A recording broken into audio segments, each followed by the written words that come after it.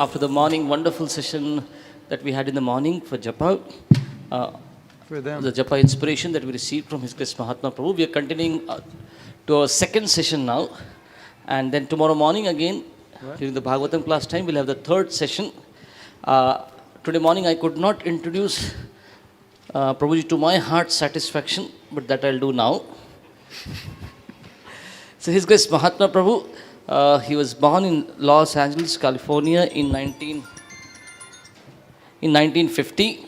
In 1969, at the age of 19, he first met Srila Prabhupada through the Bhagavad Gita as it is, and then later, in January of 1970, he moved into the temple at Berkeley, California, and shortly after received first and second initiation. He went on to do a variety of services, including book distribution, Sankirtan leader, temple president, college preaching, congregational development, and various educational projects. This has culminated in the work he does today, developing workshops, social media, online courses, and books, both for devotees as well as the general public. I did the laundry when I was a brahmachari. I cleaned the bathrooms. He practically shows the many ways that Krishna consciousness offers solutions to today's challenges, and writes and teaches in a way that resonates with devotees and people in general by helping them see life as a spiritual practice. Mahatma Prabhu is well known in ISKCON for his recorded and live music, most notably his recording of Brahma Samhita, and also for his workshops on such essential topics as Japa, forgiveness, humility, vows, and marriage. Prabhuji stays in Alachua, Florida, along with his wife Janava and daughter Shyama Mandali, and travels around the world for the most part of the year. And in Pune, we have His Grace Dinanath Prabhu and Manjari Mataji, who are his disciples. You can stand up, please. Hare Krishna. So we are grateful to Dinanath Prabhu and Mataji. Because of them, we have the association of Mahatma Prabhu here. And we would like that Prabhuji regularly comes to BCEC whenever he is visiting India and Pune. So let us welcome His Grace Mahatma Prabhu once again by chanting once the Hare Krishna Mahamantra. Hare Krishna, Krishna Krishna, Hare Hare Ram, Ram Ram, Hare Hare.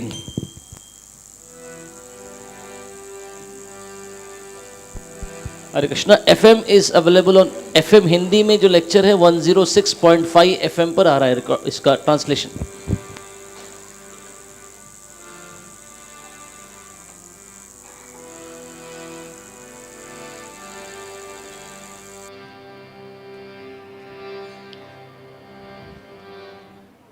Shri Krishna Chaitanya Prabhu Nityananda Shri Advaita Gadadhar Shivasari Gaur Bhaktivinoda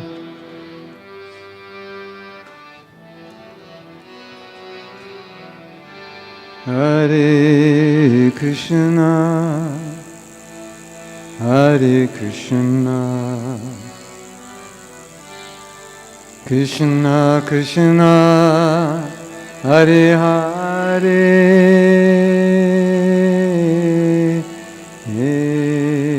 Hare Rama Hare Rama Rama Rama Hare Hare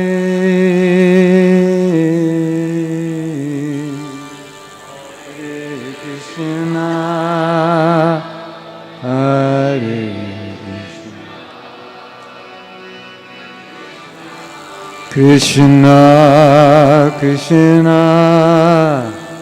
Hare Hare Hare Rama Hare Rama Rama Rama Hare Hare Hare Krishna Hare Krishna Krishna Krishna Hare Hare, Hare Rama, Hare Rama,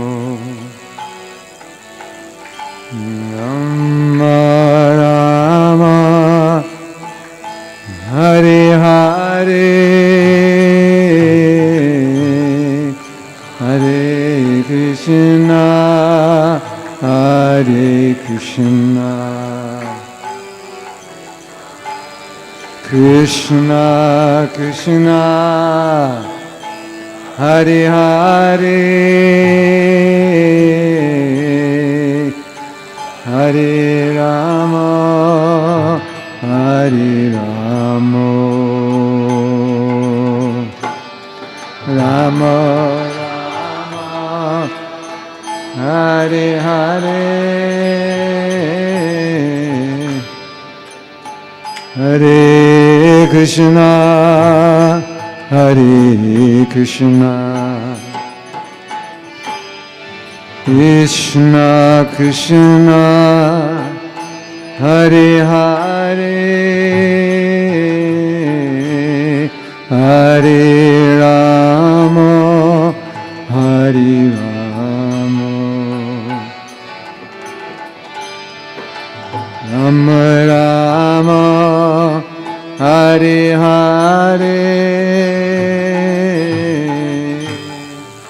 Hare Krishna, Hare Krishna, Krishna Krishna, Hare Hare,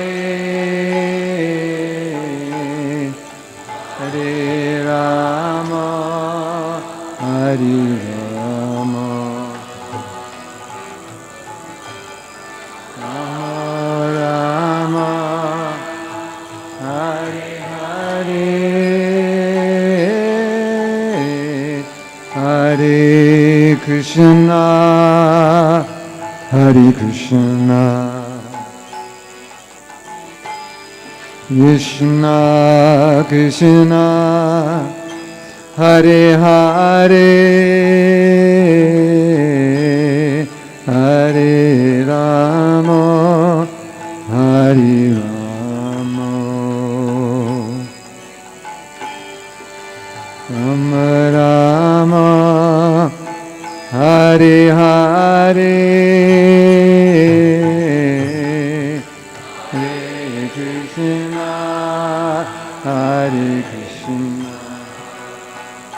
Hare Krishna, Krishna Krishna, Hare Hare, Hare Rama, Hare Rama, Rama Rama, Hare Hare,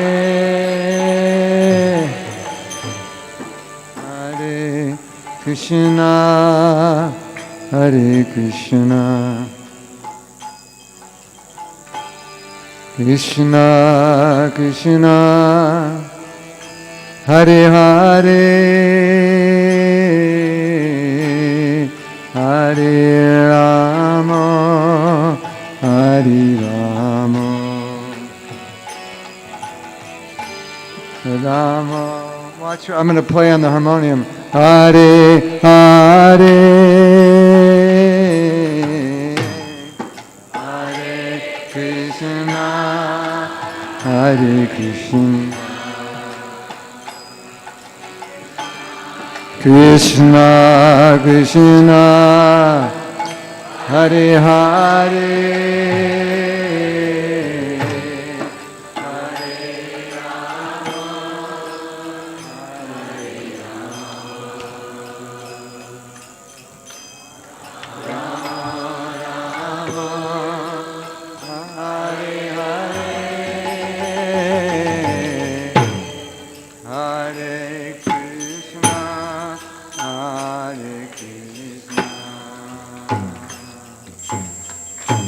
Krishna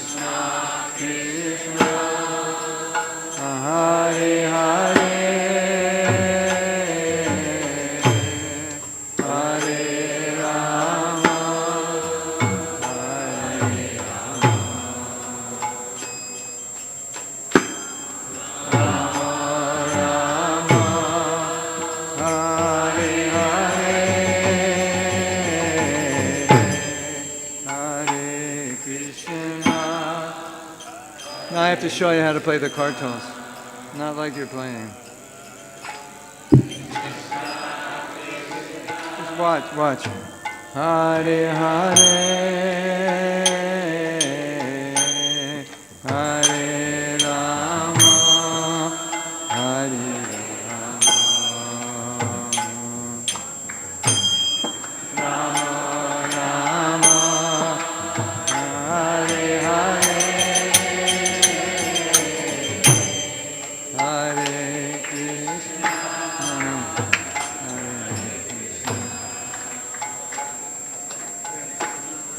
Krishna Krishna. Watch me.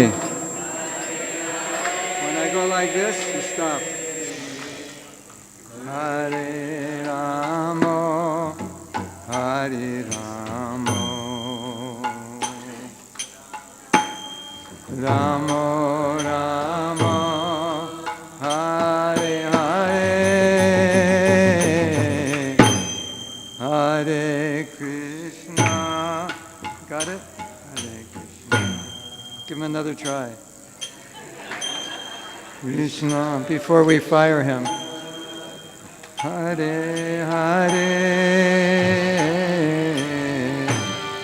Hare Rama, Hare Rama, Rama Rama, Hare Hare, Hare Krishna, Hare Krishna, Krishna Krishna, Hare Hare, Hare Rama, Hare Rama, Rama Rama, Hare Hare, Hare Krishna, Hare Krishna, Krishna Krishna, Hare Hare, Hare Rama, Hare Rama, Rama Rama, Hare Hare, Hare Krishna, Hare Krishna, Krishna Krishna, Hare Hare, Hare Rama, Hare Rama, Rama Rama, Hare Hare, Hare Krishna, Hare Krishna, Krishna Krishna, Hare Hare, Hare Rama, Hare Rama, Rama Rama, Hare Hare, Hare Krishna, Hare Krishna, Krishna Krishna, Hare Hare, Hare Rama, Hare Rama, Rama Rama, Hare Hare,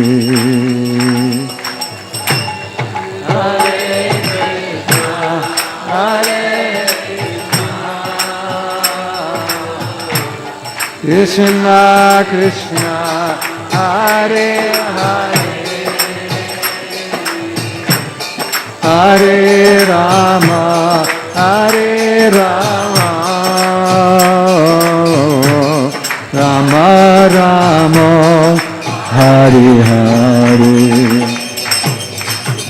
Hare Krishna, Hare Krishna, Krishna Krishna, Hare Hare, Hare Rama, Hare Rama, Rama Rama, Hare Hare. Hare Krishna, Hare Krishna, Krishna Krishna, Hare Hare, Hare Rama, Bo Hari Bo, Hare Rama,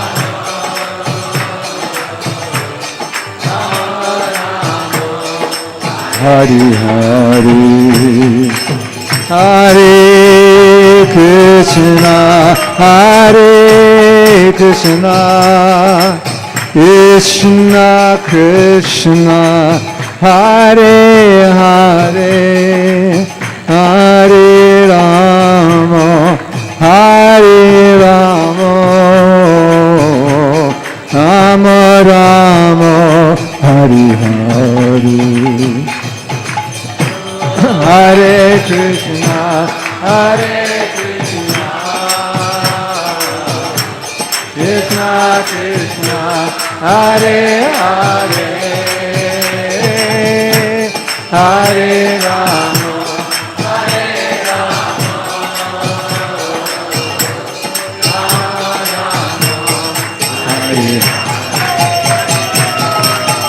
Hare Hare Krishna, Hare Krishna, Krishna Krishna, Hare Hare, Hare Rama, Hare Rama, Rama Rama, Hare Hare. Hare Krishna, Hare Krishna, Krishna Krishna, Hare Hare, Hare Rama, Hare Rama, Rama Rama. One more time, everybody, a little louder. Hare Krishna, Hare Krishna, Krishna Krishna, Hare Hare, Hare Rama, Hare Rama, Rama Rama, Hare. One more time. Hare Krishna, Hare Krishna, Krishna Krishna, Hare Hare, Hare Rama, Hare Rama,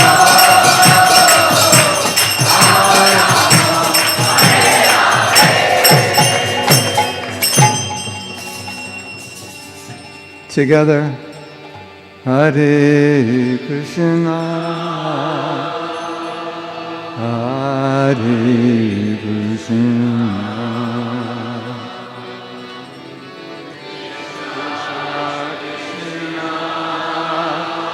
Hare Hare, Hare Rama, Hare Rama, Rama Rama, Hare Hare.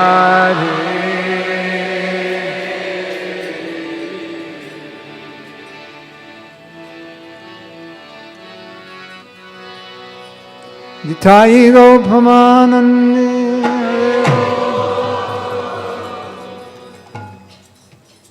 Namo Vishnu Padaya Krishna, Krishnaya Bhutale, Srimate Bhaktivedanta.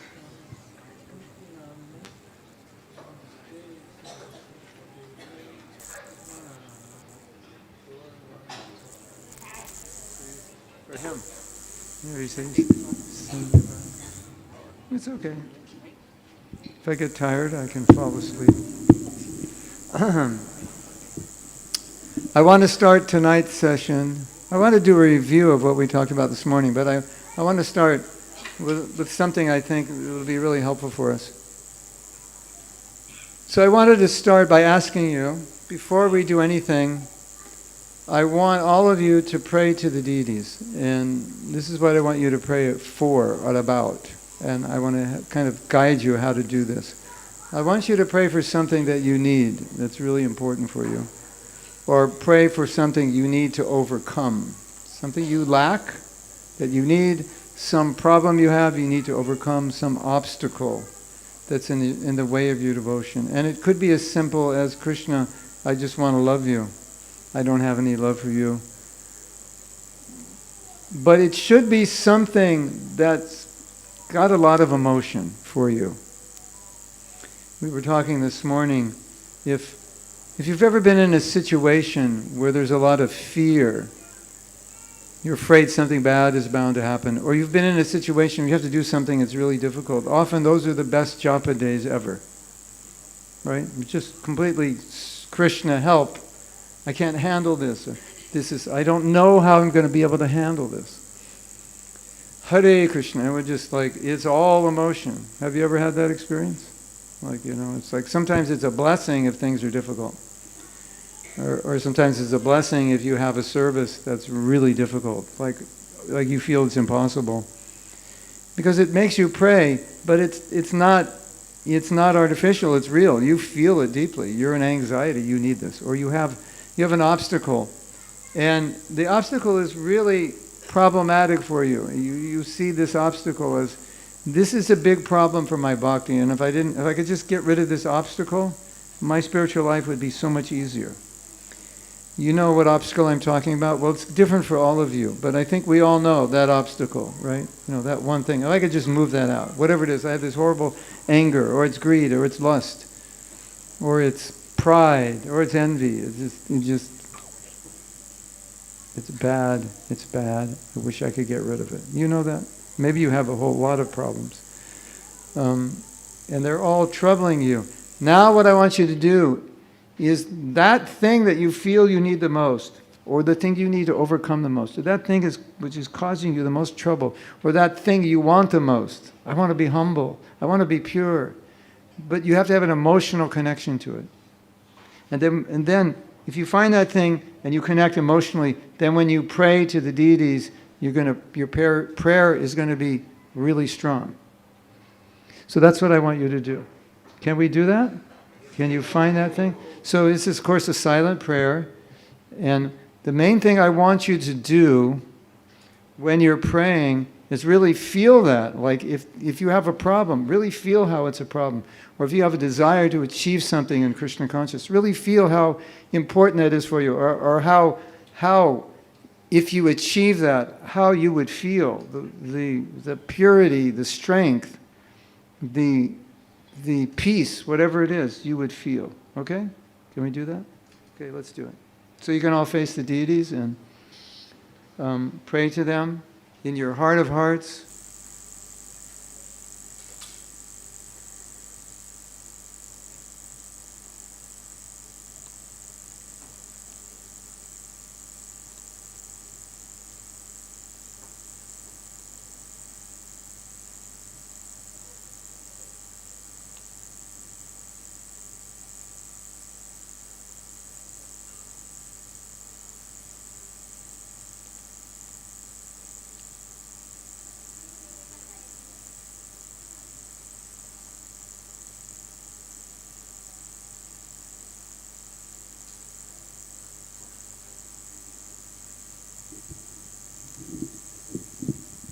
When you finish your prayer, I just want you to sit and feel the emotion that you're offering the deities. Just sit with that emotion after you finish praying.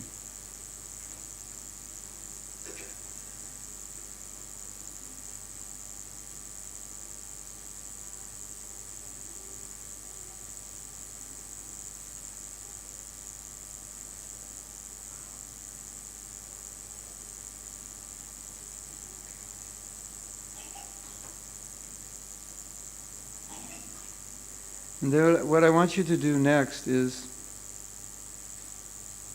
as you're feeling that emotion that you're offering the deities, when you're ready, I want you to begin chanting japa, and I want you to offer that emotion through the holy name.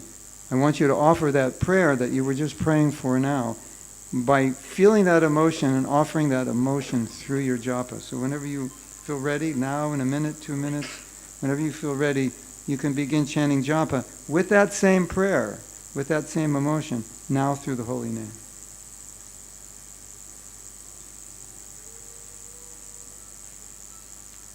Don't do it before you, that emotion should be strong before you, make sure it's strong before you start chanting.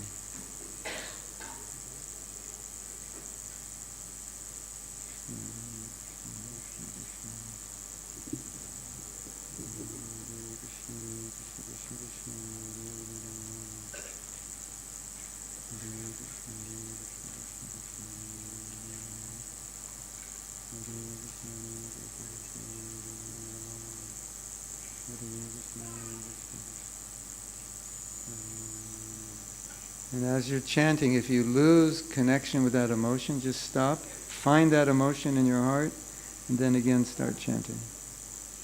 Hare Krishna, Hare Krishna, Krishna Krishna, Hare Hare, Hare Rama.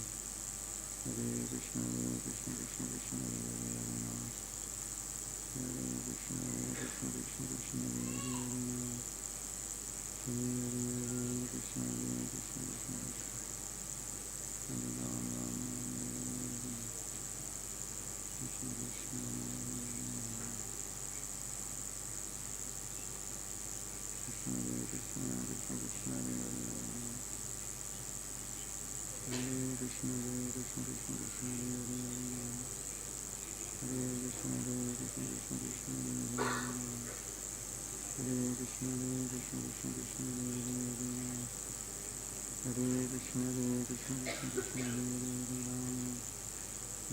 Krishna Krishna, Hare Rama. Hare Krishna, Hare Krishna, Krishna Krishna, Hare Hare Ram. Hare Krishna, Hare Krishna, Krishna Krishna, Krishna Hare Hare, Hare Ram. Hare Hare Krishna, Hare Krishna, Krishna Krishna, Krishna Hare Hare, Hare Ram. Hare Hare Krishna, Hare Krishna, Krishna Krishna, Hare Hare Ram. Hare Krishna, Hare Krishna, Krishna Krishna, Hare Hare Ram. Hare Hare Krishna, Hare Krishna, Krishna Krishna, Hare Hare Ram, Hare Ram. Hare Krishna, Hare Krishna, Krishna Krishna, Hare Hare, Hare Ram. Hare Krishna, Hare Krishna, Krishna Krishna, Hare Hare Ram. Hare Krishna, Hare Krishna, Krishna Krishna, Hare Hare, Hare Ram. Hare Krishna, Hare Krishna, Krishna Hare Hare Ram. Hare Krishna, Hare Krishna, Krishna Hare Hare, Hare Ram. Hare Krishna, Hare Krishna, Krishna Krishna, Hare Hare Ram. Hare Krishna, Hare Krishna, Krishna Hare Hare Ram. Hare Krishna, Hare Krishna, Krishna Krishna, Hare Hare, Hare Ram. Hare Krishna, Hare Krishna, Krishna Hare Hare Ram. Hare Krishna, Hare Krishna, Krishna Hare Hare, Hare Ram. Hare Krishna, Hare Krishna, Krishna Hare Hare, Hare Ram. Hare Krishna, Hare Krishna, Krishna Hare Hare, Hare Ram. Hare Hare, Hare Krishna, Hare Krishna, Krishna Krishna, Hare Hare Ram. Hare Krishna, Hare Krishna, Krishna Krishna, Hare Hare Ram. Hare Krishna, Hare Krishna, Krishna Krishna, Hare Hare Ram. Hare Krishna, Hare Krishna, Krishna Krishna, Hare Hare Ram.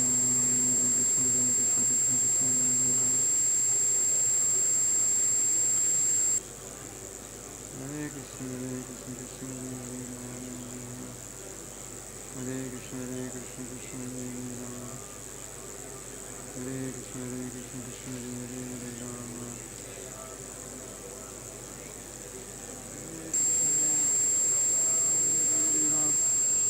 Hare Hare, Hare Krishna, Hare Krishna, Krishna Krishna Hare Hare, Hare Ram. Hare Krishna, Hare Krishna, Krishna Krishna Hare Hare Ram.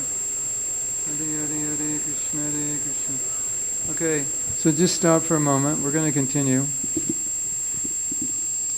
Let's pretend that what you're asking Krishna for, he doesn't really feel that you want it enough. Because the way you're chanting, it's not strong enough. You're not expressing it hard enough. And you have to convince him, whatever it is you're asking for, you have to convince him, you really want this. And how will you convince him? Well, whatever you feel, he'll feel. The intensity of your desire, he'll feel that. So, for the sake of a theoretical idea for this exercise, let's assume Krishna is not yet convinced. So Krishna is saying, I know what you want, but I'm not convinced you really want it. You're really serious. So now we're going to chant a little bit more. We want to increase the intensity. And so the goal is try to convince Krishna that you really want it. Right? And how do you convince him? Well, you have to feel it more strongly. Right? So that doesn't mean that we don't focus on the holy name. The holy name is the person we're praying to. So that name, we're praying to that name, but we're intensifying the prayer, the emotion, whatever your prayer is, we're going to intensify it with the idea that I have to intensify it a little more to convince Krishna. So let's chant like that, and let's see if we can convince Krishna to fulfill this desire, that we really want it. Okay? Let's do it. Hare Krishna, Krishna Krishna, Hare Hare, Hare Ram. Hare Hare Krishna, Krishna Krishna, Hare Hare, Hare Ram, Hare Ram. Hare Krishna, Krishna Krishna, Hare Hare, Hare Ram, Ram. Hare Krishna, Krishna Krishna, Hare Hare, Hare Ram, Ram. Hare Krishna, Krishna Krishna, Hare Hare, Hare Ram, Ram. Hare Krishna, Krishna Krishna, Hare Hare, Ram, Hare Ram. Hare Krishna, Krishna Krishna, Hare Hare, Ram, Ram. Hare Krishna, Krishna Krishna, Hare Hare, Hare Ram, Ram. Hare Krishna, Krishna Krishna, Hare Ram, Ram, Ram. Hare Hare Krishna, Krishna Krishna, Hare Hare, Ram. Hare Hare Krishna, Krishna Krishna, Hare Hare, Ram, Ram. Hare Hare Krishna, Krishna Krishna, Hare Hare, Hare Ram, Ram. Hare Krishna, Krishna Krishna, Hare Hare, Hare Ram, Ram. Hare Krishna, Krishna Krishna, Hare Hare, Ram. Hare Krishna, Hare Krishna, Krishna Krishna, Hare Hare, Hare Ram. Hare Krishna, Krishna Krishna, Hare Hare, Hare Ram. Hare Krishna, Krishna Krishna, Hare Hare, Hare Ram. Hare Krishna, Krishna Krishna, Hare Krishna, Krishna Krishna, Hare Krishna, Krishna Krishna, Hare Hare, Ram. Hare Krishna, Krishna Krishna, Hare Hare, Ram. Hare Krishna, Krishna Krishna, Hare Hare.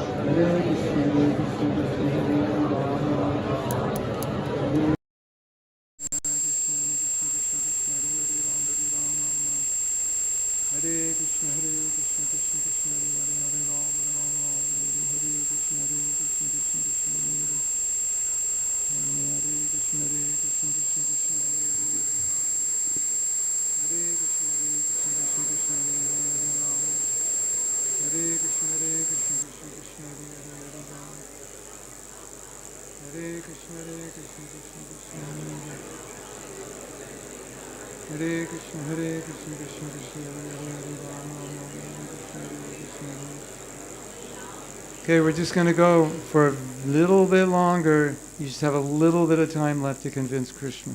And he wants to know, he wants to feel that you really want this, that it's important, all right? So you got like 30 seconds left to convince Krishna. Can you do it? Let's try. Hare Krishna, Krishna Krishna, Hare Hare, Hare Rama. Hare Krishna, Krishna Krishna, Hare Hare, Hare Rama. Hare Krishna, Krishna Krishna, Hare Hare, Hare Rama. Hare Krishna, Krishna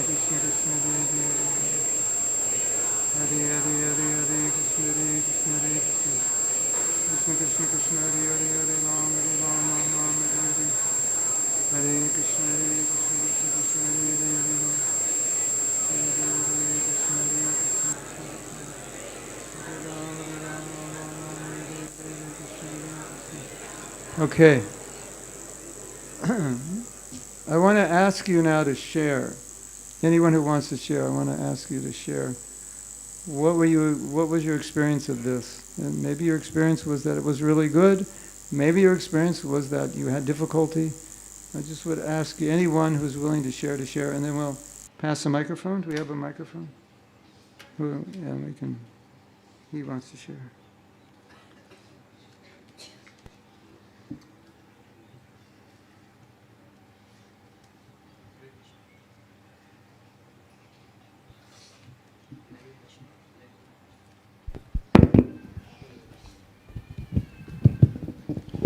Hare Krishna. I asked for forgiveness because Krishna has given me so many chances to increase my devotion in bhakti, but I am not able to do that because of my anarthas. And I express my gratitude to Krishna for again and again giving me association of such a wonderful devotees in temples everywhere. And then tears start flowing my eyes little bit in the second intensity. That's You what- were feeling Krishna reciprocating with that desire? Is that why you were crying? I felt that Krishna is listening to me and assuring me, okay, you will make progress. Wow. So continue. Wow. And that's why tears started coming because Krishna heard my prayers. Yeah. And that's why I felt this. Thank you for sharing. That's beautiful. Thank you. You Hare really, when you chant like this, raise your hand. How many of you felt Krishna was kind of willing to reciprocate? Raise your hand.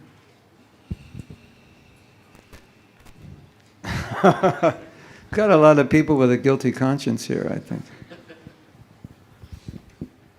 Thank you. Who else would like to share? Yes. Over here.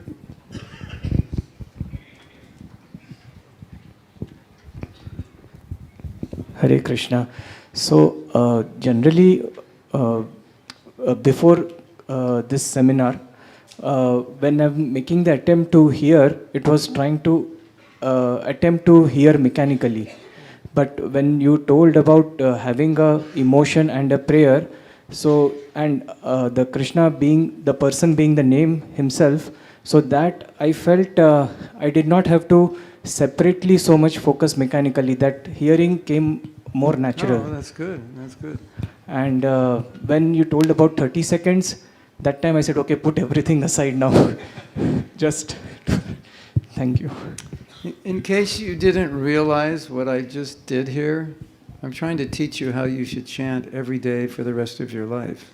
This is not just like a coaching session to like get momentum going. This is the way you're supposed to do it. This is actual japa.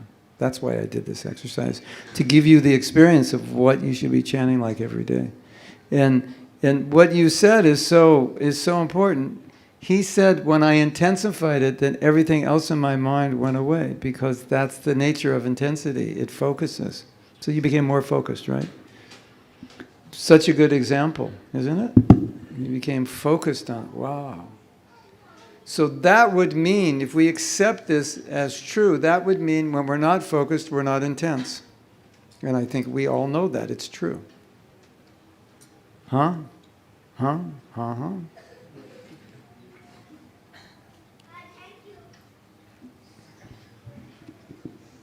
Who else? Thank you. That's beautiful. Who else would like to share?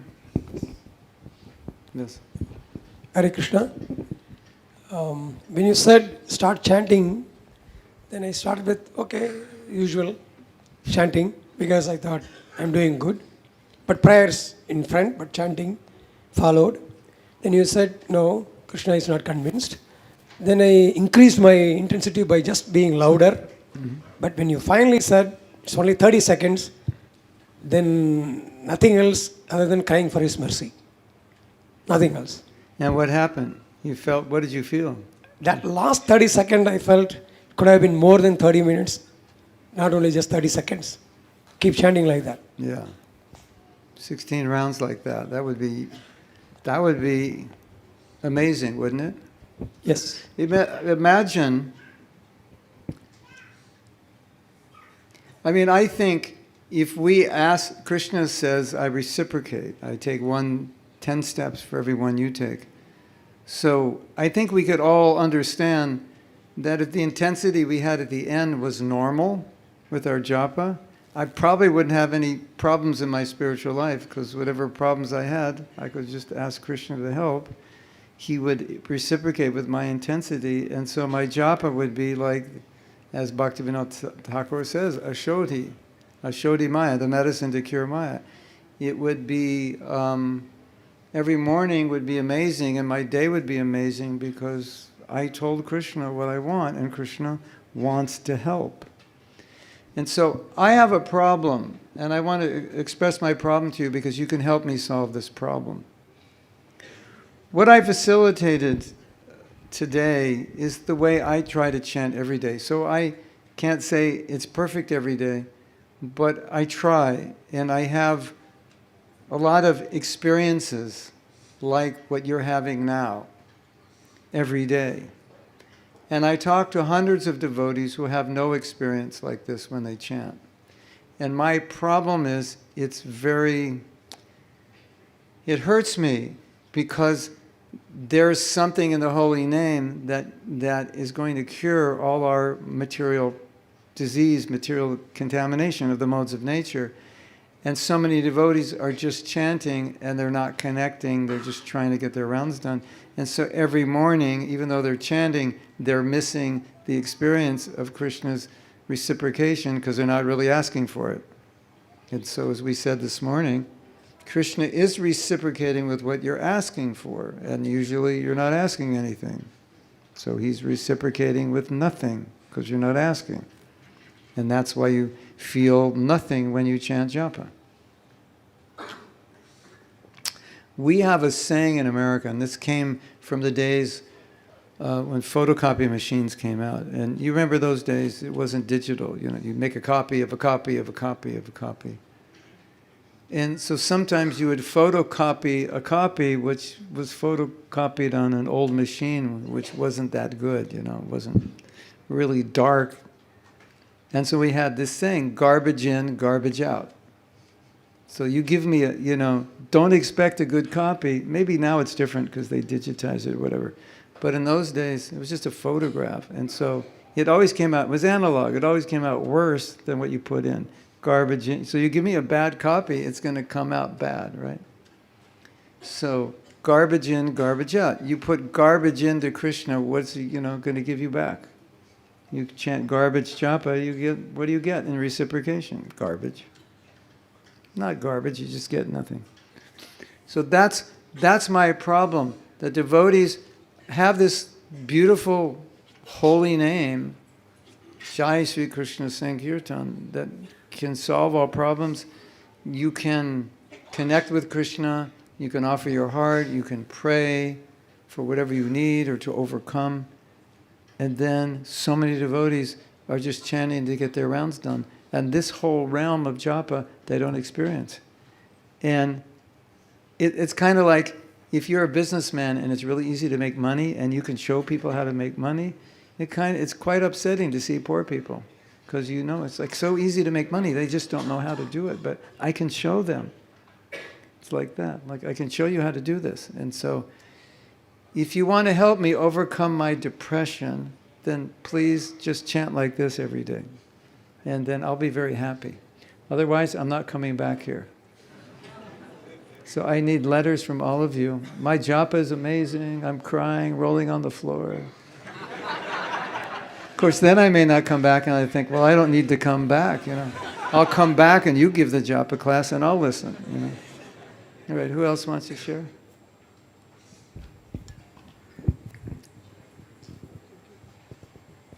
One of the ladies wants to share.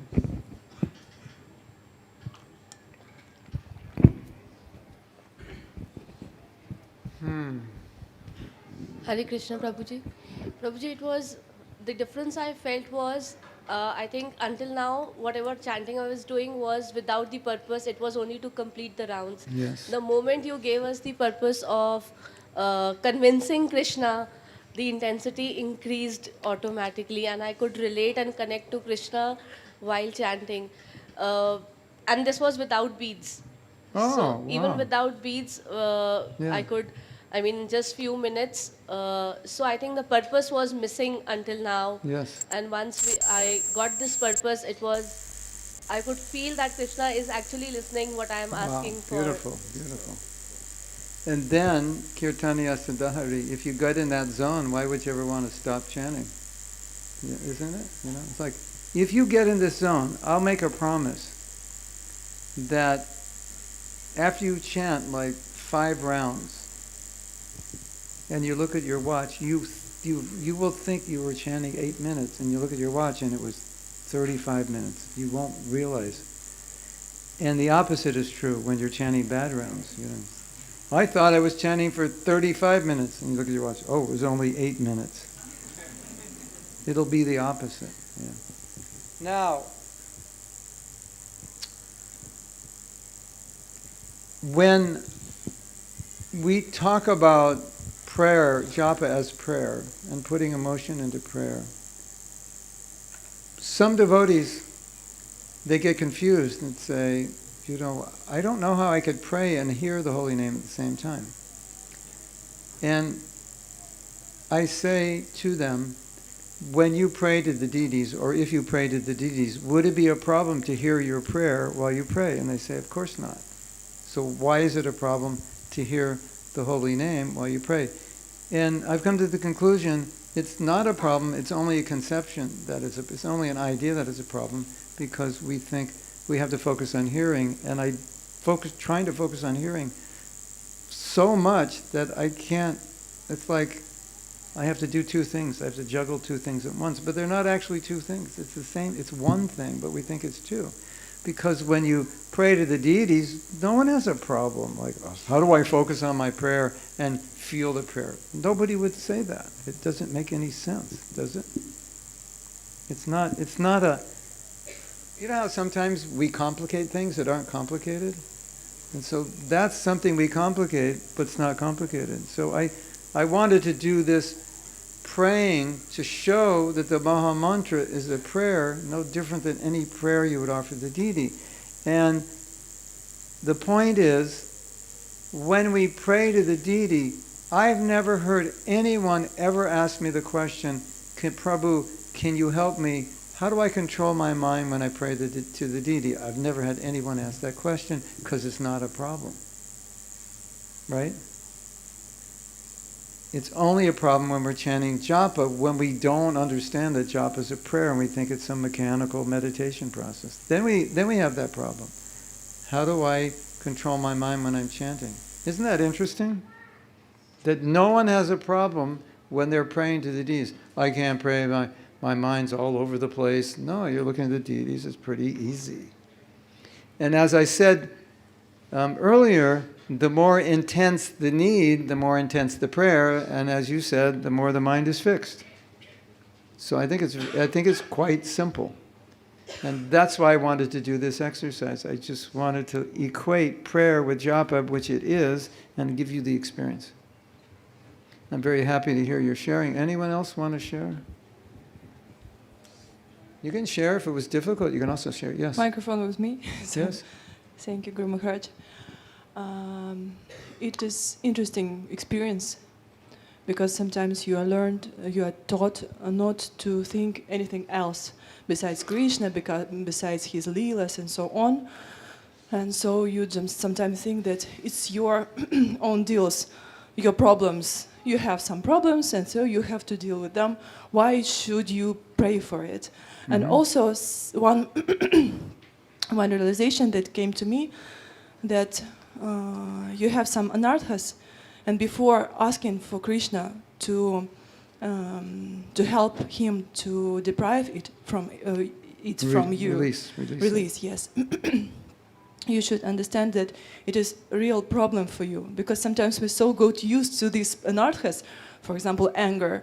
We just make excuses for us. It helps me in so and so, and we so get used to it. So we don't think it's a problem for me. And with another anarthas, so it's normal. It's part of our life, of our nature. So maybe sometimes you say, how it can be without it. and we don't pray for Krishna to release it, even. I think that's laziness, don't you? Ultimately, it could be ignorance, like I didn't know. No, sometimes you see, but you feel so bad that you have so bad traits of your character, and sometimes it's easier not to think about it because you feel not comfortable with it. You try to work with it. Oh, you but try to forget it. You don't want to. sometimes forget, but sometimes to make excuses, to work with it another way, but you feel depressed when you see reality that you have so much anarthas. Yeah. Okay, well, I'll tell you something that something beautiful Srila Bhaktivedanta Swami Thakur said. If we look at the third verse of Shishastakam, it looks kind of like impossible to follow, doesn't it?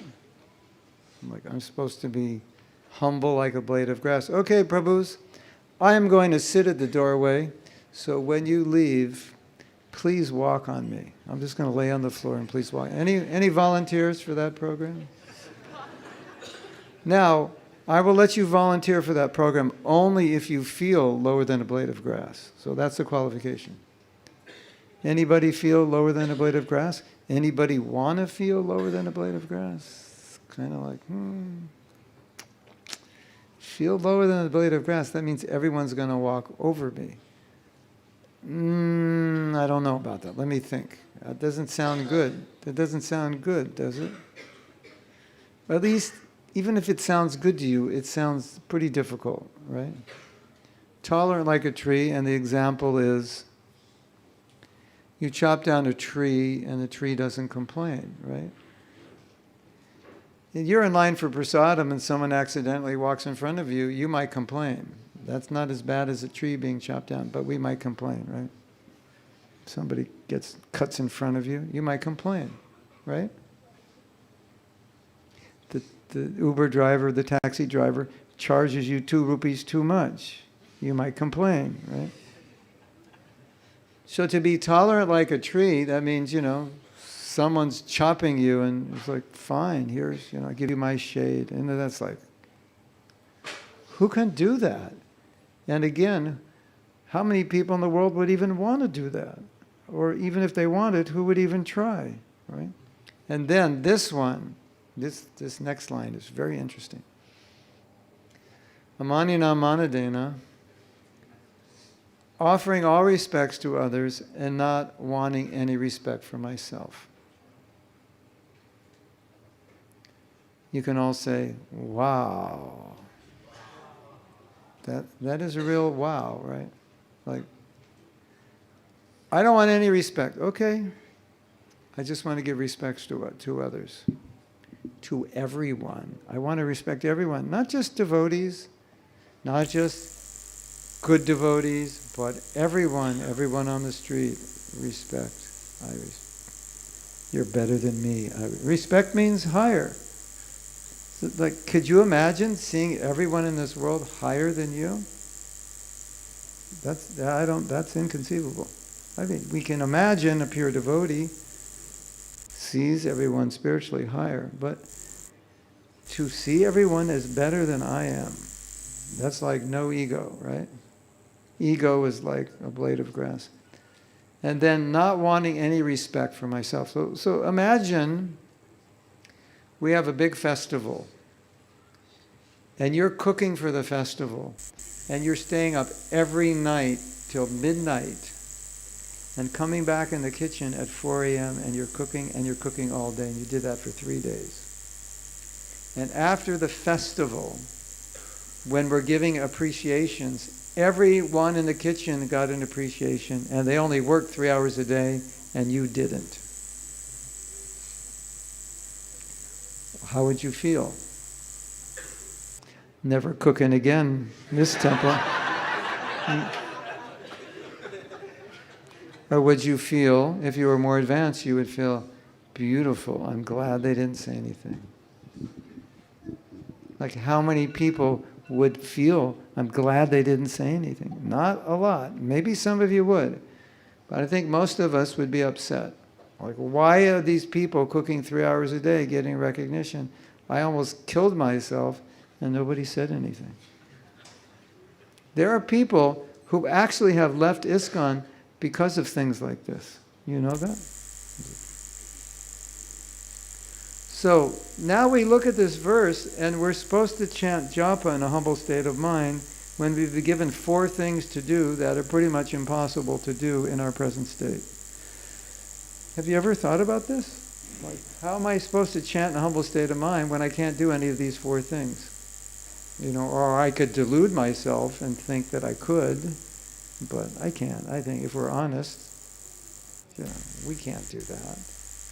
A little bit, maybe you could try. So Bhaktivedanta Saraswati had said something we can do, and it relates to your comment. He said, humility in relation to chanting is the devotee thinks, I feel completely unqualified, incapable of becoming Krishna conscious, of getting Krishna prema. I can't. It is so difficult. I can't imagine how I could do it. You ever feel that way? You know, you look at Krishna prema and like, is that even possible? Like, how will I do that? You know, I can hardly perfectly control myself. Like you say, I have issues with anger, or I have issues with envy. We all have issues with something, isn't it? Resentment, or sense control, or greed, or pride. And then we think of love of Krishna. Like, how am I going to do this? So he said, that feeling that this is impossible, when it turns into humility, you approach Krishna in the mood when you're chanting that I can't do this without your help. Hare Krishna means I need your help. I need your help. Whether it's anger, or I want prema, or whatever it is I want to overcome. The humility, because humility means helplessness. Pride is I don't need your help. I'll do it myself. Humility is helplessness. So it's a very easy way for us to chant the holy name. And so when we sit down to chant, we have this ultimate objective to love Krishna, which is, as we know, not easy. And like your anger and all that, that's just things that are getting in the way of that objective, and I have to move them out, right? The anger, the envy, the greed, the lust. I want to love Krishna. That's the ultimate goal. All these things are in the way. And so, Krishna, I'm going to you and saying, Krishna, there's no way I can do this. It's just impossible. Like, me, love you, develop love for you, overcome these urges and pushings. I just went on an Ayurvedic diet about a month ago, so no sugar, no milk products except cultured ghee, no fruit, pretty much green mung dal at every meal, no wheat chapatis, no nightshades, that means no potatoes. Do you imagine? How could you live without potatoes? Could you even be called a bona fide Hare Krishna if you don't eat potatoes? I don't think so. Before I was on this diet, I had a little menu because I travel, and so people want to know what I cook, and I put no potatoes. And I could eat them. It's not that I thought they were so healthy. I could eat them. And they would say, why, you don't like potatoes? And I say, I do. And they'd say, why is potato, if you like them, why is it not on the diet sheet? I said, because if I put it on the diet sheet, you would cook them at every meal. Because you're an ISKCON devotee. And that's what ISKCON devotee cooks do, right? Potatoes at every meal, right? So, no nightshades, no tomatoes, no potatoes, no eggplant, no pepper, or whatever you call the pepper. You have a different name? Capsicum. No capsicum. And my wife's thinking, she's looking at the diet and she's thinking, you know, I think I should follow that diet. And she's watching me follow the diet and she says, I don't think I can follow it. It's too austere. Well, when I travel, I have people cooking, and you all, Indians like to cook, so it's not so austere. but still, there's certain things you can't eat. And so, this is just a reality, you know? I mean, how many of you could follow that diet? Okay, no chapati, forget it.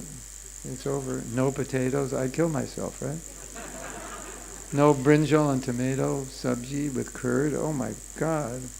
Why would I even get out of bed, you know? So, these things are hard, and we know they're hard. And so every morning when we're approaching the Holy Name, if we're approaching the Holy Name in humility, there's this feeling that I am stupid enough to dedicate my life to this project of trying to love Krishna. Like that's impossible, basically. And so Krishna, I decided to do it. And if you don't help me, please help me, I can't do this. So that I can't do this, I need your help. That's humility. And I can do this, I don't need your help. That's pride, right? So that's how we chant the holy name in humility. So, Dasha was saying, anger, it's just, I want to love you, anger's in the way. Please help me. This is getting in the way. We're doing a retreat, and we're in Govardhan. I would invite you, but I don't think there's room left. I mean, unless you want to sleep with 10 other people in one room. Or maybe 20 or 30, I don't know. But the private rooms are there. Anyway, if you're in Vrindavan, you can come by for the day or something. We're going to do an exercise. And this exercise, I mean, you can do this also. You can do it here with a friend. This exercise is called Couples Therapy with Krishna. So, couples therapy is the man and the woman come together and there's a mediator or a counselor, and they each talk about the problem they have with the other. So we're going to do couples therapy with Krishna, except you're going to play Krishna and your partner's going to play you. So you have to talk to yourself. And so Krishna's going to say what problems he has in the relationship with you. Interesting exercise, right? So Krishna might say, what is this nish nish ram ram? You don't like me or something? You have issues with me? Like why are you trying to compete with me? I love you. So and so once you do this, it's like, wow, this Krishna, I need help mantra. You're really going to need it because you're going to see, I'm probably a lot worse than I thought I was, right? So that's the idea. So whatever is in the way of pure bhakti, we're just praying to Krishna to help us because that's the only way we're going to do it. It was you can't do it on your own. But the beauty is Krishna wants to help you. But he only wants to help you if you want him to help you. Otherwise, like devotees say, why should I pray? Because Krishna already knows what I want. All right, you want 100 things. How does he know which one if you don't tell him? Right? But also, prayer is good for you to verbalize what it is you want. So you realize this is a problem. When you pray, Krishna, help me with this, you're reinforcing to yourself, this is a problem I have to deal with, right? That's the beauty of prayer. People don't realize it. Why should I pray? He already knows. No, verbalize what the problem is, because you're telling yourself, I need to deal with this. And of course, Krishna wants to hear. He wants to know. Do you really want me to help you with this? I'm willing, but you have to let me know. Right? And so, every morning when you're chanting, it's an opportunity to let Krishna know, or let Krishna know nothing. And so what a waste that is, right? I just chanted 16 rounds, got them done, and I didn't tell Krishna anything, and the Maha Mantra is a prayer, and I didn't say anything. It's like, could you imagine praying to the deities but not praying? Just standing there and nothing? Have you ever done that? I'm sure we've all done that. We just looked at the deities, but we should pray. It's more, right? It's more powerful. Take darshan, yeah, but you should pray. You know what we did in one temple in 1972? During greeting of the deities, we would all come and we would all pray. We'd all say prayers out loud, and we would line up and stand in front of the deities, tell them what we did that day, tell them what we need. That's part of our process, right? So japa, kirtan includes hearing, because we're hearing, it includes praying, it includes remembering, all of these things. Actually, it includes all 9 processes.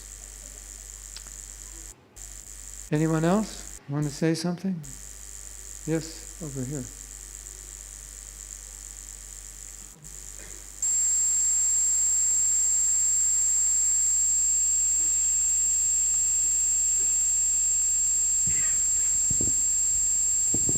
Hare Krishna. I was wondering, I wanted to share with all of you, like, I wanted to ask you also, rather, what if we consider each round while chanting as the last round of our life? Yeah. Will it make more intense? Because I Oh, try to yeah. do that. Oh, And yeah. within that round, I try to do every beat as the last beat. Maybe this is my last breath. Yeah. So this is the last time I'm going to get chance in this lifetime. So that makes my prayer, I don't know prayer, but yes, chanting more intense and more focused. That relation. That's beautiful. Yeah, thank you. I have a little nuance to that. Sometimes I'm chanting and I'm listening to myself and I'm kind of looking at my chanting and the thought comes, if I was chanting like this at the time of death, I'm not trying to chant like it's the time of death, but I'm asking myself, if these were my last rounds, would I be okay with that? What do you think the answer normally is? Not really. This is not good enough. And then I'm thinking, okay, so what kind of japa would be good enough? And I start working on it. Now here's another thought.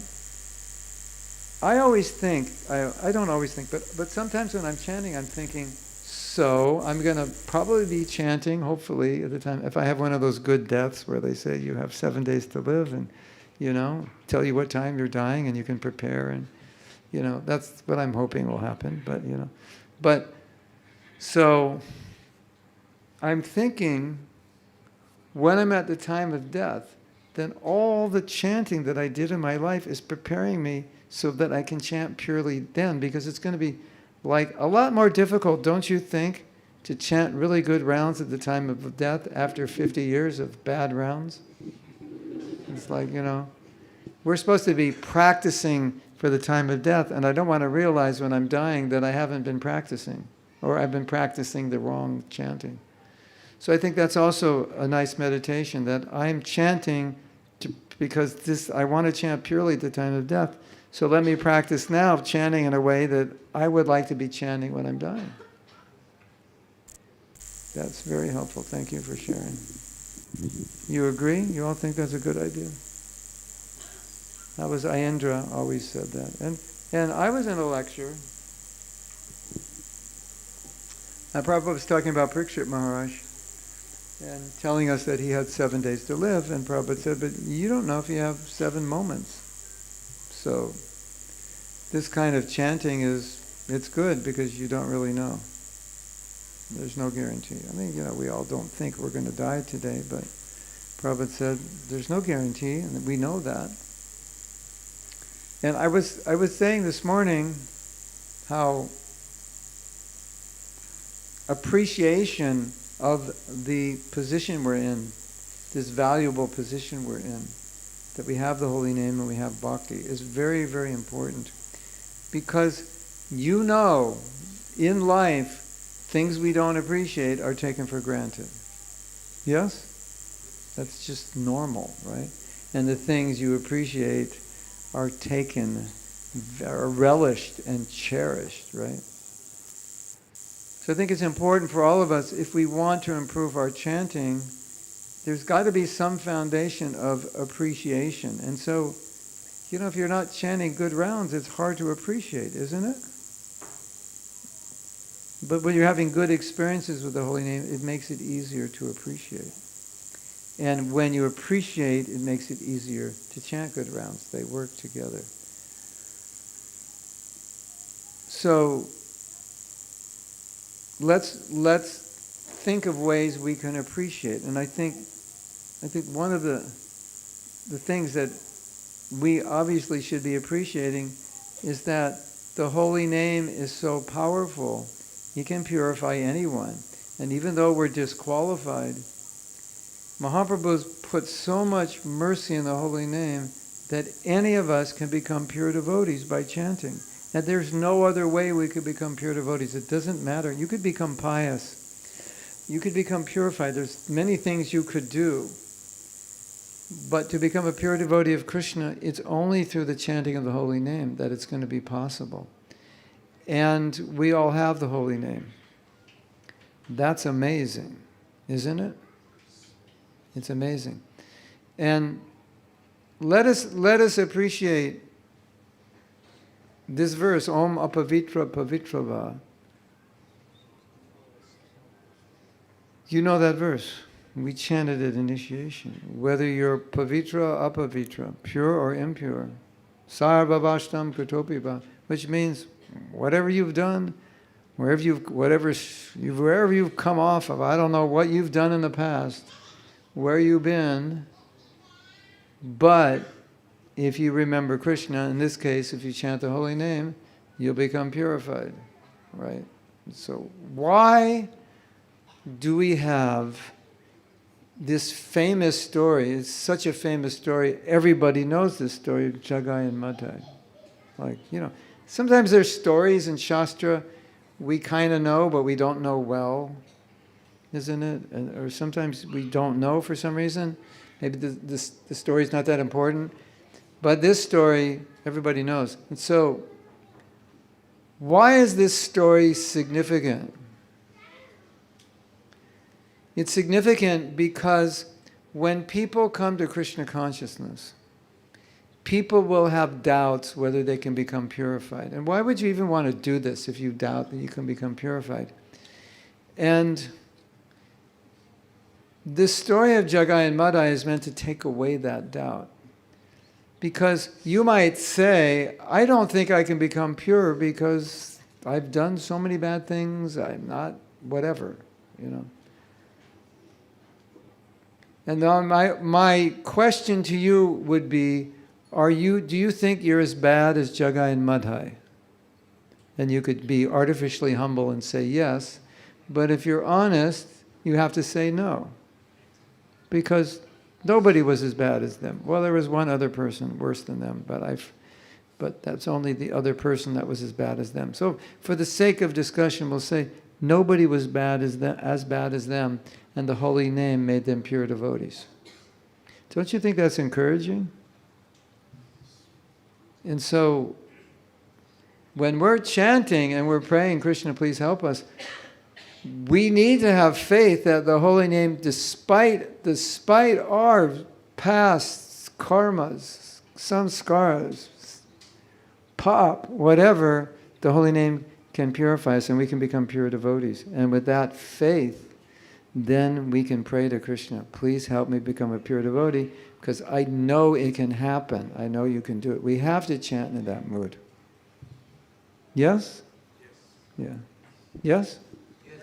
Yes? Yes. Huh?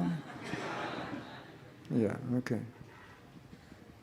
So, some of you weren't here this morning, and I think it's important that we talk about the essence of what we talked about this morning, not just for the new people, but for everyone who was here as well, because I don't want to go on further to anything until I'm confident that you understand. I think this exercise kind of helped you through experience understand. But everything we talked about this morning, I think we need to make sure we understand and we're clear, and we can always take everything deeper. And so what I want to do now is I want to ask any of you who were here this morning, if you would like to share something that was meaningful to you that you learned, or a realization that you had, or an experience that you had, so that we can review what we learned this morning. So all you have to do, if you want to share, it's not a test. I'm not going to say you're wrong. That's not what I said. We're going to use this as an opportunity to discuss and maybe also elaborate on what I said, and use it as an opportunity to take this workshop a little further to the next level. So yes. We have a microphone for her? Hare Krishna. Morning we discussed that Krishna reciprocates to whatever emotion we have, and when we do not have emotion in our japa, so Krishna is not present in japa. And we discuss about the couple who are living for many years together, but they are not talking to each other, but they are continuing with the marriage. There is no divorce. In the same way, if we are continuing with the japa without emotion, we can go along, but there will be no progress. Thirdly, we talked about the I have to make a comment on that one. I've been chanting japa for 50 years and I never talked to Krishna, right? I never said anything to him. That's pretty scary. Yeah. Okay. And we talked about the insurance company that we think that we are paying the premium, but when we are about to die, we come to know that we don't have any insurance, and that is really shocking. So in the same way, if we are not properly doing our japa, at the end, dead bed, we may know that we are not able to chant. Yeah. I gave this example the other night that you're depositing 16 rounds or how many rounds you chant every day. You're depositing that in your spiritual bank account. And as we said, we're preparing our life for dying. And so we hope at the end of the life, we have a lot of, money in that account. And so we go to the bank, I'm like 80 years old. I'm ready to leave my body. We go to the bank and we want to, get these Japa credits because I need them to leave in Krishna consciousness, and I go to take out the money. And we calculated if you chant 50 years, maybe 51 years, you'll have 300,000 Japa points because you'll chant 300,000 rounds in 50 years. That's interesting, right? It's a lot of rounds. And so I want to now take out my rounds and benefit from them, and they go. And they come back and they say, there's nothing in your account. And they say, there must be some mistake here. And then they say, well, let me look it up and find out. So they check out and they found out that all the deposits were counterfeit. All that japa you deposited was counterfeit japa. There's nothing in there. So, my dear devotees, you don't want to die with a bank full of counterfeit notes, do you? I hope not. And so after I told this story, it really shook up a lot of devotees because they started to realize, I wonder how much I actually have in my account. Like how many real proper rounds did I deposit? And one devotee I was with said, I think my bank account is completely empty. I don't think I've deposited any. And if I'm going to make a promise. Well, it's really not my promise. If you chant your rounds properly, you will not have spiritual difficulty. You might have material difficulty because japa may not solve all your material problems. But you won't have if you have material problems that affect you spiritually, that's another thing. But, anarthas and so forth, you won't have problems with those. That's the power of the holy name. So it's so sad if we don't connect properly with the holy name, isn't it? And we have problems even though we're chanting because we're chanting counterfeit rounds and there's nothing in the account. That's very sad. Don't you think? Now you might say, really? Is chanting not really beneficial? Is there really nothing there? I don't want to say there's nothing there and it's not beneficial. But I think you can have your own experience between what is real japa and what isn't, and you can experience the difference. You had more to share? Yes, when we do our japa in Namaparat stage, we get material benefit. In Namabhas, we get everything but not Krishna Prem. In Shuddhana, we get Krishna Prem. And thirdly, it may seem difficult, but Prabhupada says that if you are trying, then it's as good as you are Namabhas, but you will get the benefit. Yeah, that's such an important point.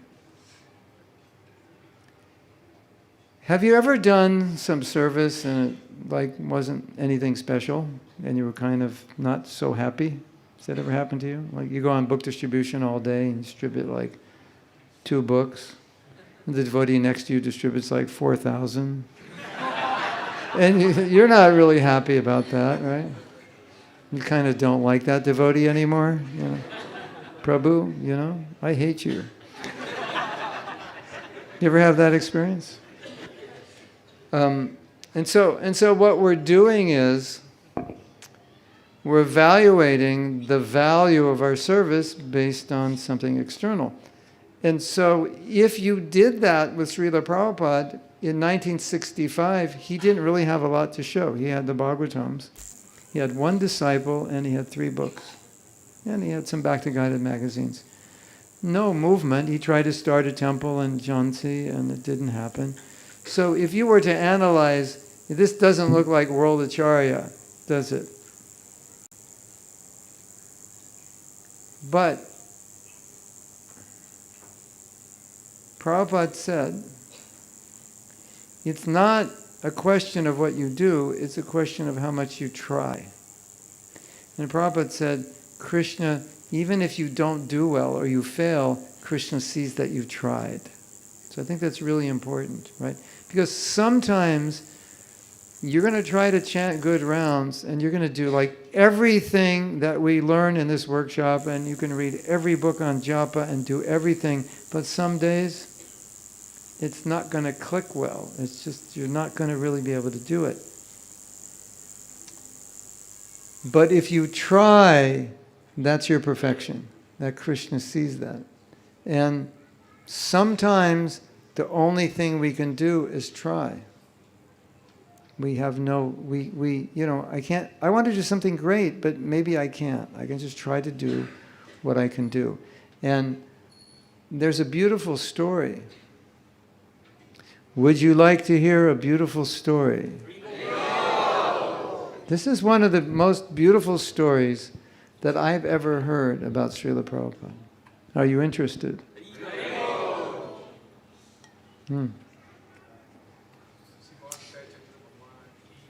Nitai Gaura Chandra Ki Jai Ho.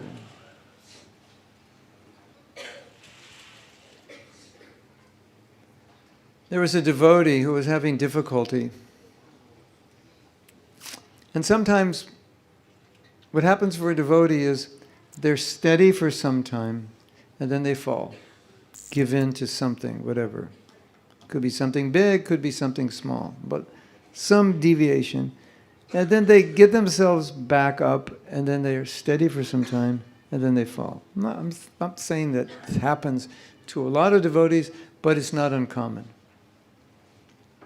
And so Prabhupada received a letter from a devotee, and he was describing that he was doing well for a few months, but then he would slip. I don't know what he was falling into. But we can understand he was either not chanting his rounds or breaking a principle or both. But then he'd get back up and be steady. And Prabhupada had one of his disciples read the letter. And you know what Prabhupada's comment was? Because every time he fell, he would get back up and try. And you might think, when Prabhupada heard the letter, you might think Prabhupada was just like, what's the use? I reject you. Why even try? You could think that could be a possible response, right? Like, what's wrong with him? He's not sincere, etc., etc. You know what Prabhupada said? He glorified that devotee and he said, just see how much he's trying. Wow. Isn't that beautiful? Just see how much he's trying. I bet some of you in your mind are thinking Prabhupada was going to chastise him or reject him. Yes? Or be heavy with him or criticize him. Just see how he's trying. And so Prabhupada said, if you try and you fail, Krishna doesn't see the failure. He sees how much time you spent trying. I mean, it's not an excuse to not do our service well. But in a particular situation, you're doing your best and it doesn't always come out the best. Prabhupada said, Krishna sees how much time you spent. Isn't that beautiful? Now,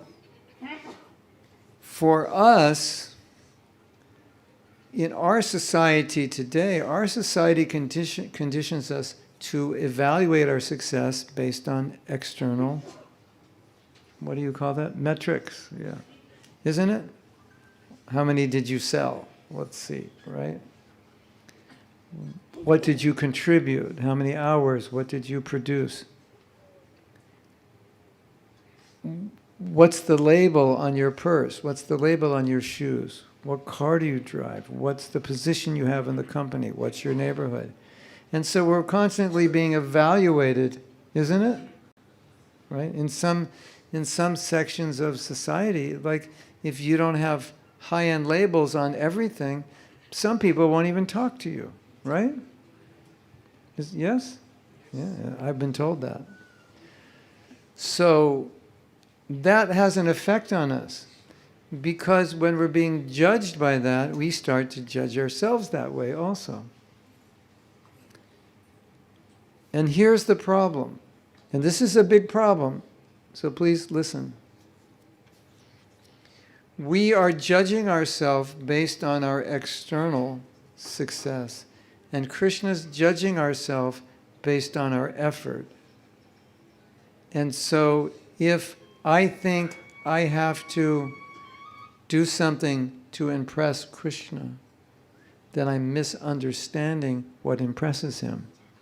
And I'm coming from a material conditioning thinking everyone is impressed by producing a result. Krishna also would be impressed by producing a result. So I'm misunderstanding Krishna, thinking he's like everybody else. Does that make sense to you? And so we project our conditioning on Krishna, thinking he's like everyone else, and I can buy him, so to speak. I'll distribute 1,000 Gitas, and it's like I don't have to chant my rounds tomorrow because Krishna loves me for that. Or I distribute 2 and I'm a failure. We have to see Krishna consciousness through the eyes of Krishna, not through our own eyes projecting what we think Krishna likes and doesn't like. Because if we do that, then we misunderstand Krishna. And not only do we misunderstand Krishna, but we put on Krishna qualities and emotions that he doesn't have. And that's unfair to him and unfair to ourselves. Yes? Did you understand what I said? It's pretty simple, right? It's like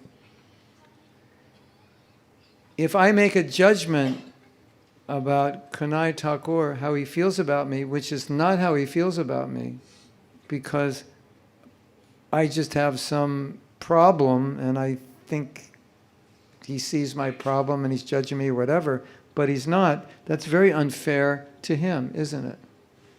Right? I have to see how he sees me through how he sees me, not how I think he sees me. And if I think he's seeing me in a negative way and he's seeing me in a positive way, that's very wrong, it's very unkind, it's judgmental, even offensive. Yes? And we do the same thing with Krishna. Well, Krishna doesn't like me. Why? Because I didn't do 1,000 Bhagavad Gitas. Because Krishna doesn't like me. Why? Because I came to Mangal Artik at 4:30 and 1 second, and the conch shell already blew and I wasn't in the temple. It's like, okay. Why would you think that way about Krishna? You think he's that bad, And so we made this point about how Krishna sees the effort, and your effort to chant well is really more important in a sense than chanting well. Because you can't always chant well all the time, even though you try. But if you try, you should be satisfied that I'm trying my best. Some devotees are not satisfied with trying their best. They're like depressed, they're discouraged, they beat themselves up. I can't think of anything worse you could do to yourself than beat yourself up for trying your best because you don't think your best is good enough. But you can't do any better. It's not possible. Today, at this stage of your devotional service, you're trying your best and you can't do any better than that, but you're telling yourself your best isn't good enough and you're depressed. That's really bad, don't you think? Especially in the light of the fact that Krishna may be actually happy with it. Yes. Isn't there a message from Krishna to us while we're not getting our best by trying our best? That you are the supreme controller, Krishna is supreme controller of everything. That's what we have taken from that. Yeah, well that's, By trying our best, we're yeah. not getting the best. Because Krishna is Yeah, we're not controllers. Yeah, we can't control the result. We can control the effort. A lot of that is also coming from a lack of self-acceptance. Like I want to be better, I can't accept myself the way I am, even though Krishna is. I mean, like, what did you do to deserve to come to Krishna consciousness? What did we do? Who knows? Maybe nothing. It's hard to say. But Krishna wanted to give it. I once asked one of Srila Prabhupada's godbrothers a question that I think many of us have. I said, you know, logically speaking, when you give a lot to somebody, you usually give more to those who deserve it, and less or nothing to those who don't deserve it. But Mahaprabhu did the opposite. He gave the most to the people who deserve it less. I said, why did you do that? And I'll paraphrase his answer. He didn't exactly say this, but he basically said, because he wanted to. And he said, if a man has billions of dollars and he wants to give millions to people, like he just wants to do it, he does it. It doesn't have to be a reason. It's just what he wants to do. And so, why did Mahaprabhu give the highest thing to the lowest people? Because he felt like it. Okay, Mahaprabhu, if you feel like it, I'll take it. You know, I'm in the right place at the right time, you know, the right planet, the right time of Kali Yuga. Okay, let's go for it. I'm good, you know. That, and I'm not qualified, and I'm not as great as I'd like to be, but I'm just going to try my best, because that's all I can do. And I'm going to be satisfied that I tried my best. And if you try your best and you're not satisfied, that's wrong. That's not, Krishna does not want you to be unhappy with what you're producing if you're trying your best. If you're not trying your best, that's different. But if you're trying your best, please don't beat yourself up. Don't be hard on yourself if you're trying your best. It's wrong. And if you chant and your rounds are not as good as you want them to be, but you tried your best,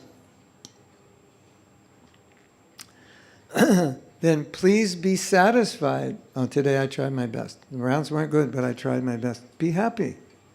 Take pleasure in your effort to try to please Krishna. And there's always tomorrow. The world isn't over. Yes? Thank you for that. Anything else you want to share?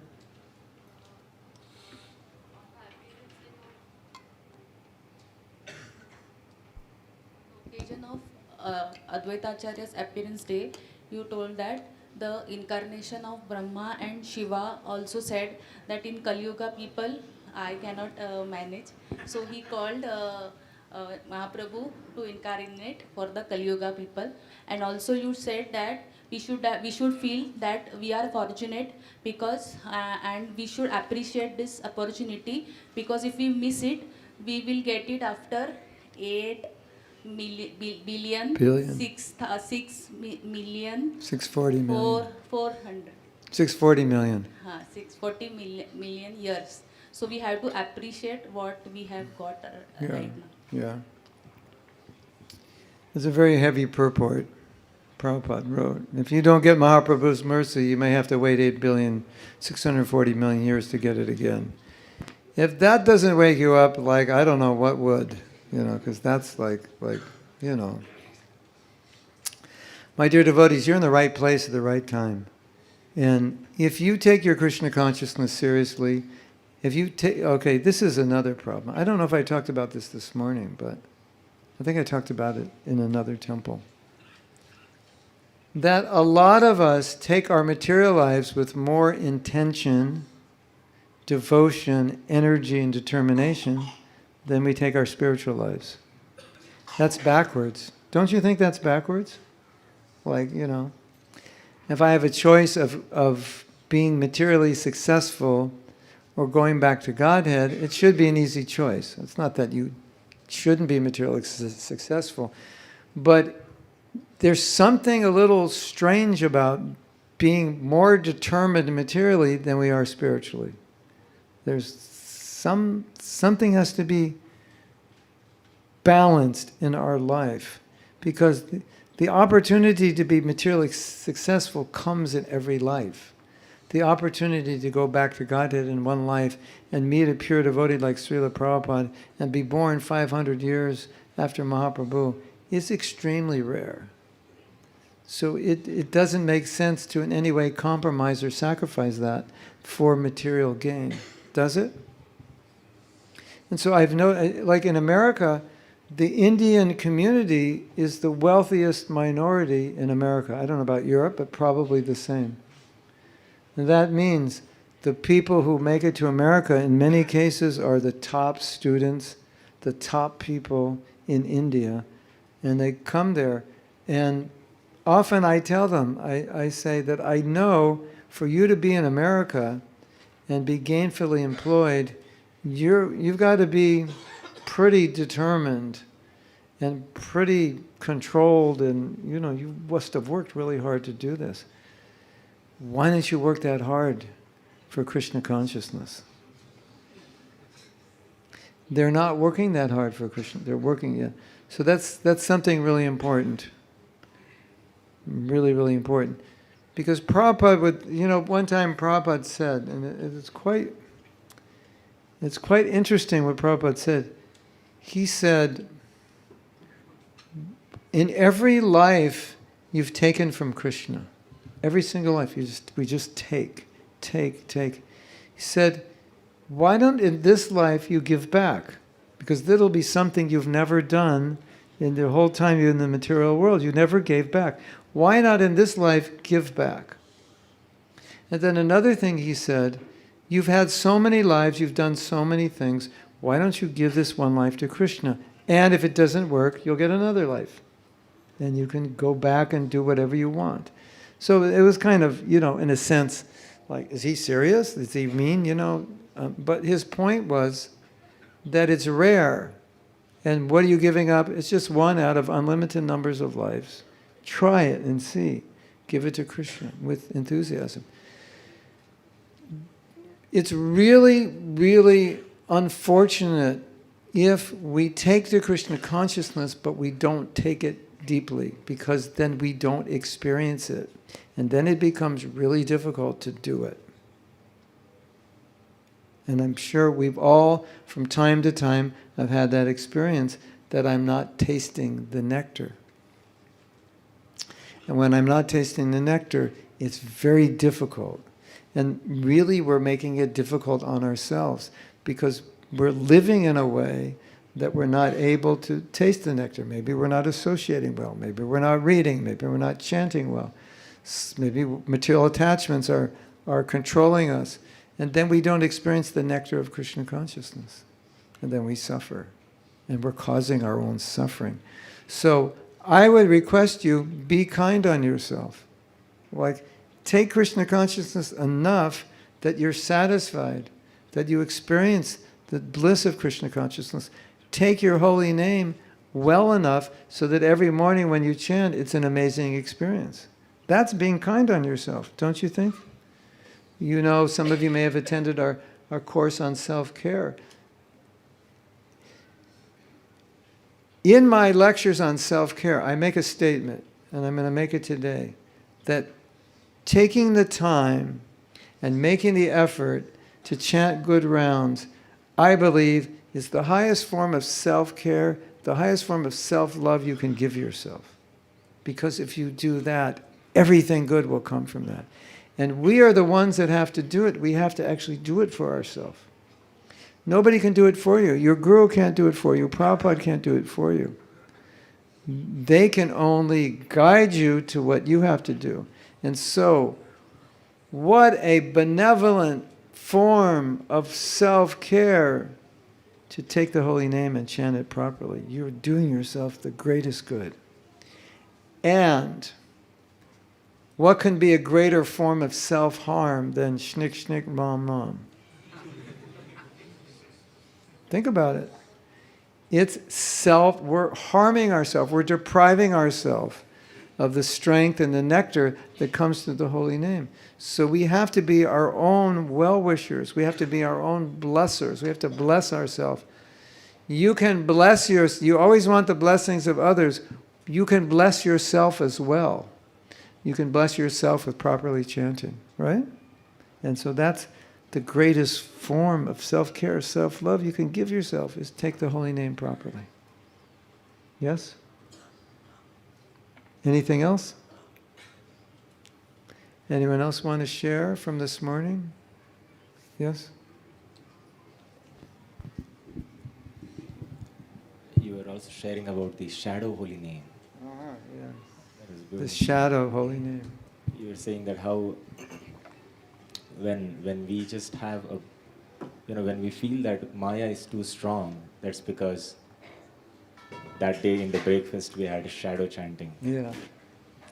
We had shadow pakoras for breakfast, and I'm still hungry. You might say, where's this shadow japa? Well, it's there in Shastra, but we have all chanted 16 rounds and felt like we didn't eat anything. We all have that experience, right? Like, it's a very discouraging experience to realize that after 16 rounds you weren't actually chanting properly, and you don't feel inspired. You feel like you felt before. You were hungry before, and you're still hungry. That's the proof that there is such a thing as the shadow of the holy name. You want to hear something really interesting? You want to hear something interesting? Do you want to hear something interesting? This is really interesting. In the full workshops, we have more time, so we do more exercises. And so one of the exercises we do is to take out a flip chart and ask devotees, how do you feel when your rounds are poor? You just didn't chant good rounds. How do you feel after that? And then we write down. And so devotees write down, disappointed, frustrated, I failed my guru, depressed. All negative emotions. And you already know this because you've experienced this when you didn't chant well. Yes? It's not a happy feeling. And so I was trying to point out to devotees that this is not, if you feel this way, it's because of namaparad or chanting a shadow name. Because how could it be possible that you would feel this way if you were associating with Krishna? Impossible. I just spent 2 hours with Krishna. Oh my God, really? How do you feel? Depressed, frustrated, like a failure, wanting to give up. It's impossible, right? I just had the most amazing rounds of my life today. How did you feel? It's incredible. I just was like feeling so blissful, ecstatic, satisfied. So I was just trying to make the point of what Shastra says, is that there is a shadow of the holy name, a reflection. It's not really the holy name. And sometimes we chant that, and that's why we feel all these ways. There's another interesting point.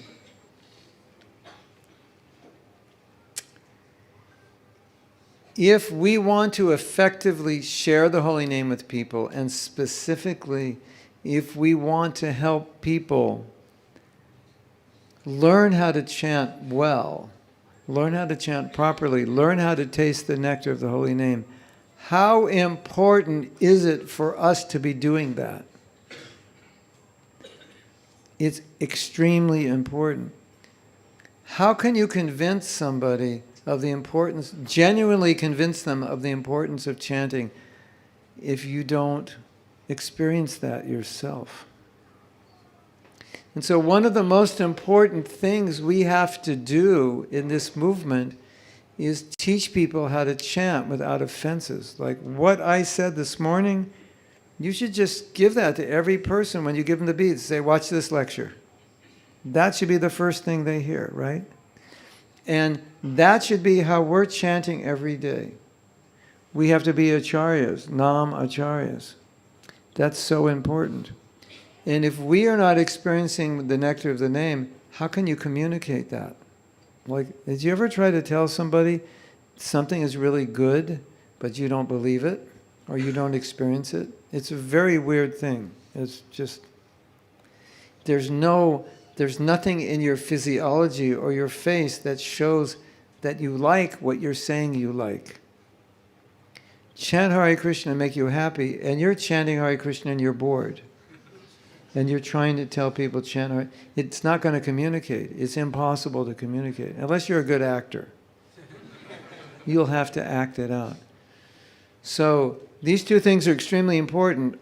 Our chanting must be pure, and we must train new people to learn what is real chanting right from the beginning, and they will develop the habit, and they will be easier for them because they learned the right way in the beginning. You can't teach anything you don't live. You can try, but it's not effective in the long run. Hare Krishna. So we can either continue the sharing or you can ask questions. We have 9 minutes, right? Oh, kirtan. What's a kirtan? Okay. Kirtan. Okay. All right, we'll do kirtan. All right. I'm going to do a special kirtan for you. I am going to, okay, I have to tell you a story. I'm a little bit of a songwriter, musician, and so one day I was thinking, it would be interesting to chant the Maha Mantra in English. Like if there is such a thing, you know, like is there such a thing? Maha Mantra in English. It's just names, like how do you chant it in English? Well, this idea came from a statement by Bhaktivedanta Thakur, and he said, we should meditate on the meanings of the holy name, which is kind of what we're doing now, because all your prayers can be considered a meaning of the holy name. And the Acharyas give us different meanings, and of course we know Prabhupada said one of the meanings is what? Krishna, please let me serve you, engage me in your service. And so, because I taught so many Japa workshops, and I saw that the whole problem was that devotees were disconnected from the meaning, and their only meaning was, Krishna, help me get these rounds done. That was like, that's their meaning, more or less, right? Or just help me control my mind. The whole time your mind's out of control, you're just praying to control a mind that's uncontrolled. It's like, so I saw that, and I said, no, the Acharyas give us meanings like Krishna, pull my heart to you, Krishna, accept me. I'm like, oh, and those are beautiful meanings to connect with when you chant. So I thought, why don't we translate some of those meanings, and then we can chant those meanings, and that way we'll be chanting the Hare Krishna mantra in English. And I did it, and they still haven't kicked me out of ISKCON yet, so I think it's bona fide. Yeah. If it's not, I'll be getting a letter from the GBC any day soon. You know, you cannot chant the Maha Mantra in English; it doesn't exist. You can't? Well, I've done it for 2 years. You know, well, it works. So I'm going to chant it in English for you. I will. Some of you may know it already, but it's very simple. O Radha, O Krishna, please engage me in your service. O my friend, please accept me. Bring my heart closer to your heart. These are 5 meanings, 4 meanings of the Maha Mantra. That 3 are from Prabhupada, and the last one is from, I think, Gopal Guru, maybe. Please bring my heart closer to your heart. So I just want to explain the meanings a little bit, and then we'll chant it, and then we'll chant the Maha Mantra after it. We'll chant the actual Maha Mantra, but we'll chant it in English first. And I've done this with non-devotees, and it was worked really well, because everyone, by doing this, connects with it, and then we sing. And so when we're singing Hare Krishna, we've just sung it in English, so we actually know what we're singing. So I wanted to tell you something about what Prabhupada said about Krishna, please engage me in your service. There are lectures in which Prabhupada explains this, and one of the things he explains, which I found so maybe obvious, but I never really thought of it, please engage me in your service also means please don't engage me in Maya's service. So that helps us. Oh, that's when I say, when I'm chanting, I'm praying for protection. Krishna, protect me from giving in to your inferior, illusory energy. It also doesn't mean just engage me in service, but it means help me understand I am a servant. The bhav, the ego, give me the ego of a servant, because I have the ego of a little god right now, a little controller. Give me the ego of a servant. So please engage me in your service means protect me from Maya. Put me under the shelter of your superior energy and let me realize that I'm not a master and controller, but I'm a servant. That's what it means. So whenever you say, the Maha Mantra means please engage me in your service, this is an expanded meaning. If you give me more time, I could expand. Well, let me expand a little more. When you first came to Krishna consciousness, you could feel the need to connect with God in a deeper way, right? And you could feel this need to get away from Maya because Maya was causing you pain, right? And so, it's good to be aware of that the meaning of this mantra is something we already have experience of because we wanted Krishna and we wanted service and we wanted to get out of Maya, right? So we're chanting a prayer that is exactly what we want, we feel. It's not artificial, right? We feel this all the time. Please help me. Please give me shelter under your internal potency. So then we have this, oh Radha Krishna, please, oh my friend. That was something that Prabhupada said. One of the meanings of the mantra, my friend, my friend. And then please accept me, in a relationship. I walked away from you. I want to come back. Please accept me. And then bring my heart closer to your heart. Make my desire your desire. What you want, make it what I want. And as I said earlier today, another thing is, Krishna, let me love you. This was after class, we talked about this. Let me love you. Let me serve you. Let me love you. So you want to try chanting in English? If the GBC kick me out, I'll tell them you're all innocent because you just followed me. So you don't have to worry.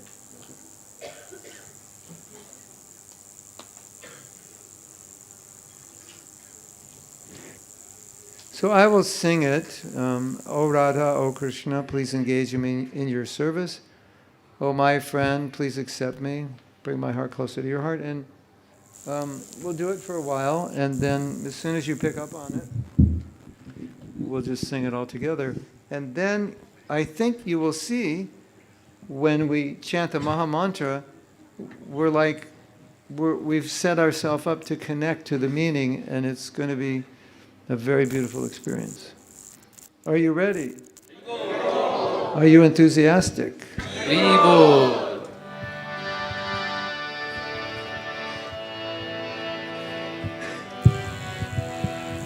O Radha, O Krishna, please engage me in your service. Oh my friend, please accept me. Bring my heart closer to your heart. O Radha, O Krishna, please engage me in your service.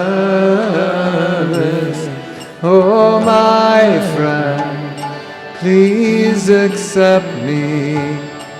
Bring my heart closer to your heart.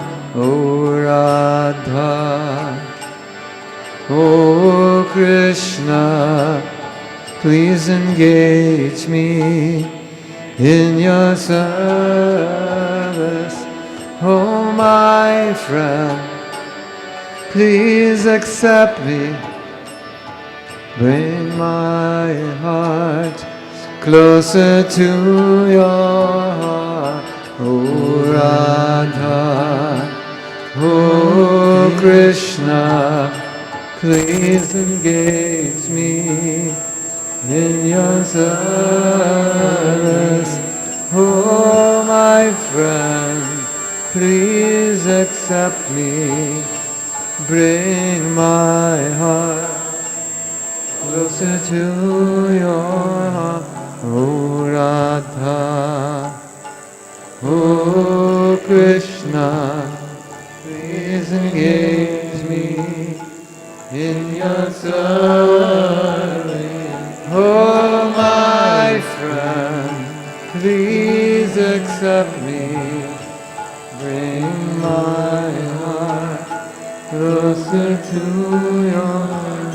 Hare Krishna, Hare Krishna, Krishna Krishna, Hare Hare, Hare Rama, Hare Rama, Rama Rama, Hare Hare, Hare Krishna, Hare Krishna, Krishna Krishna, Hare Hare, Hare Rama, Hare Rama, Rama Rama,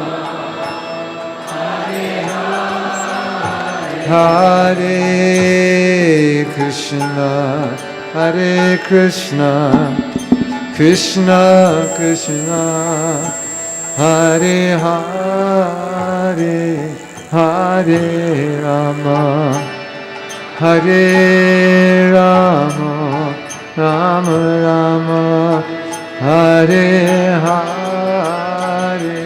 Hare Krishna, Hare Krishna, Krishna Krishna, Hare Hare,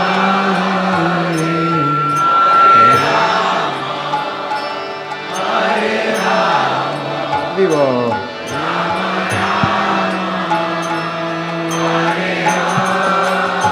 Oh Radha, oh Krishna, please engage me in your service.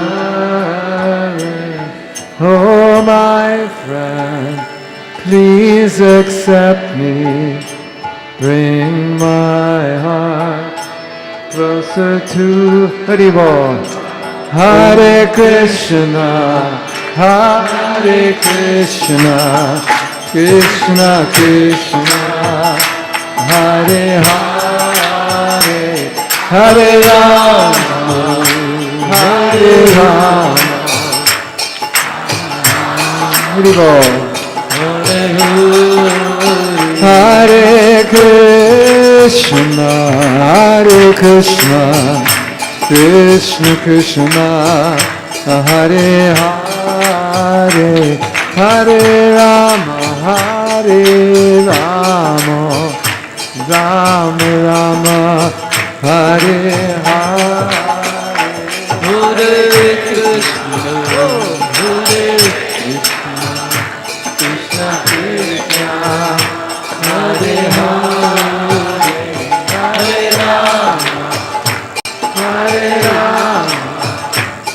Rama,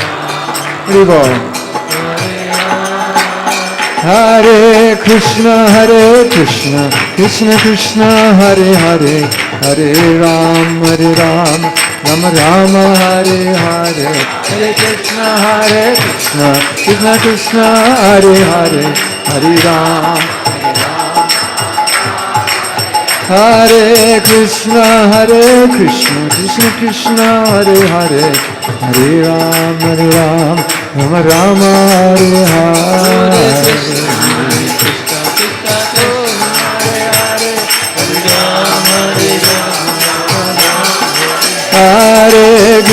Hare Krishna, Krishna Krishna, Hare Hare, Hare Ram, Rama Rama, Hare Hare,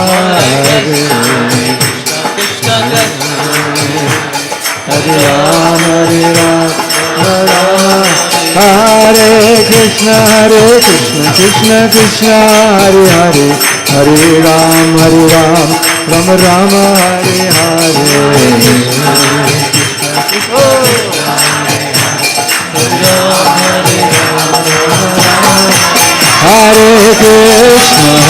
Krishna Krishna Krishna Hare Hare Hare Rama Rama Rama Hare Hare Hare Krishna Krishna Krishna Hare Hare Hare Rama Rama Hare Krishna Krishna Krishna Hare Hare Hare Rama Rama Rama Hare Hare Krishna Krishna Krishna Hare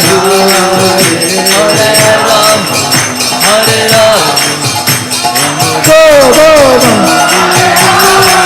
Hare Krishna Krishna Krishna Hare Hare Hare Rama Rama Rama Hare Hare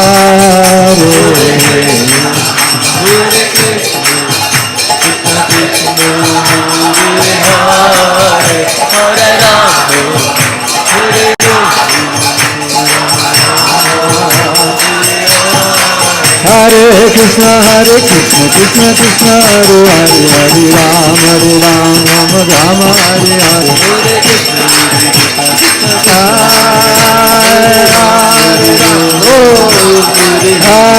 Krishna Krishna Krishna Hare Hare Hare Rama Rama Hare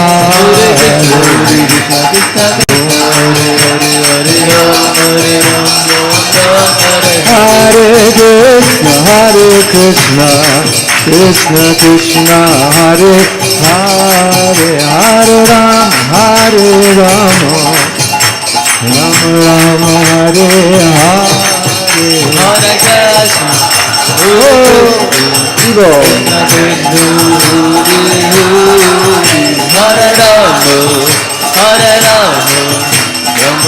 One more time, everyone, together. Hare Krishna Krishna Krishna Hare Hare Hare Rama One more time. Hare Krishna Krishna Krishna Hare Hare Hare Rama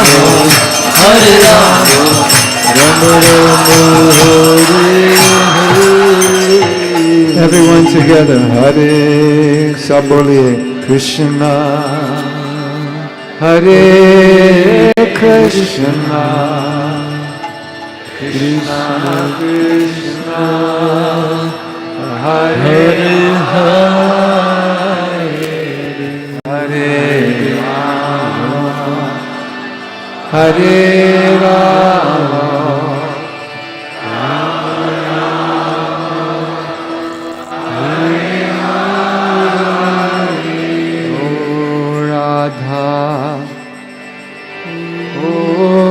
Krishna, please engage me in your service.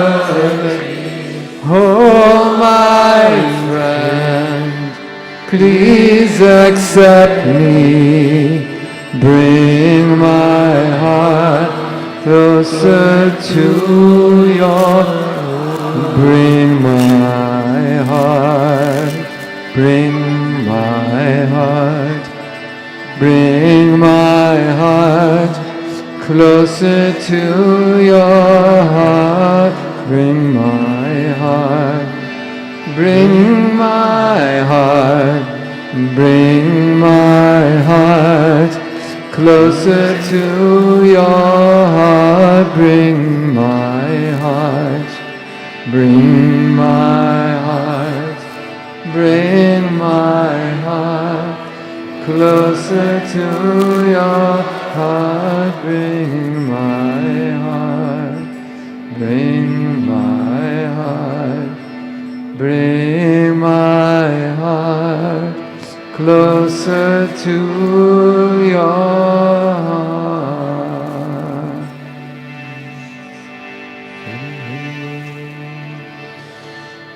Nitai Gaura Pramanandi Hari Hari Bol.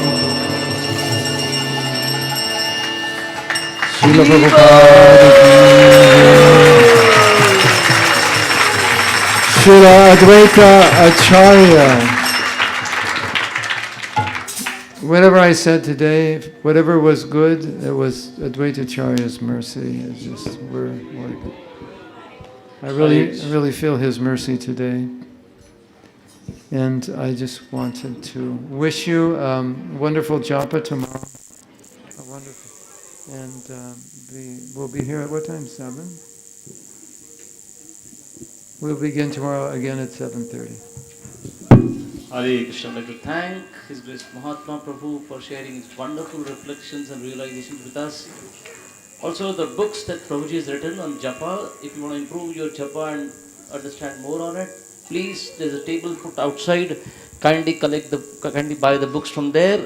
There's also a set of pen drives which has his lectures and his kirtans and some more seminars on that. So you could also have a look at those pen drives which are available at this stall. Thank you very much. So today morning we could not serve prasadam to all of you. Today was Advaita Acharya's appearance day. Please honor prasadam and then leave. Tomorrow morning we once again meet here at 7:30. We can meet at 4:30 also for chanting. But the session will begin at 7:30 and we continue till 9, and then there will be prasadam, breakfast prasadam for everyone. Thank you very much. Tomorrow being a holiday, weekly off, Saturday, please do try to come. And on Sunday morning we have His Grace Chaitanya Charan Prabhu who will be here for the morning Bhagavatam class. Thank you.